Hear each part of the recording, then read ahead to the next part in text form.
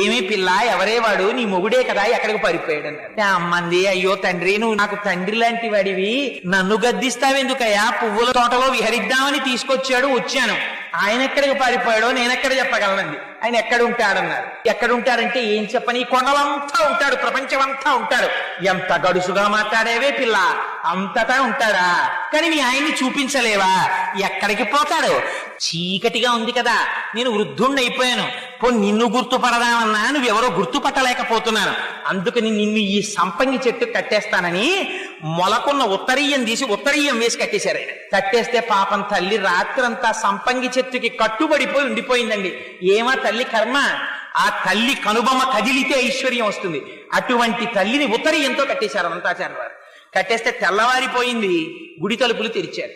తెరిచి లోపలికి వెళ్లేసరికి స్వర్ణ లక్ష్మి కనపడలేదు. కనపడకపోతే అర్చకులు తెల్లబోయారు. వెంకటేశ్వర స్వామి వారు చెప్పారు, పాపం అర్చకుల్ని నిర్బంధించి కొట్టబోతే అప్పుడు ఆలయ అధికారులకి చెప్పారు, అర్చకుల తప్పు లేదు, అనంతాచార్యులు కట్టేశాడు, వెళ్లి అమ్మవారిని తీసుకురండి అన్నాడు. అంటే ఎలా తీసుకురావాలి? కన్యాదానం చేయడానికి పిల్లని తీసుకొచ్చినట్టు తీసుకురావాలి, అనంతాచార్యులు అలా తీసుకురామనండి అన్నారు. అందుకని 8 ఏళ్ల పిల్లగా మారిపోయింది. సంకనెత్తుకుని వచ్చారు అనంతాచార్యులు వారు.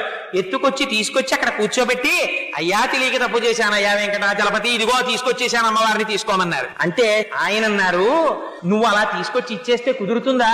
నువ్వు మళ్ళీ నాకు పిల్లని తెచ్చి ఇచ్చిన వాడివి, నువ్వు మామగారివి నాకు అని మామగారు అని పిలిచి తను కట్టుకున్నటువంటి పంచె విప్పి అనంతాచార్యులు వారికి మెడలో వేశారు. తను పెట్టుకున్న కర్ణాభరణములను తీసి అనంతాచార్యులు వారి చెవులకు తొడిగారు. తన మెడలో వేసుకున్నటువంటి హారములు తీసి అనంతాచార్యులు వారి మెడలో వేశారు. అదిగో ఆ అనంతాచార్యుల వారంటే అంత పరమపావనమై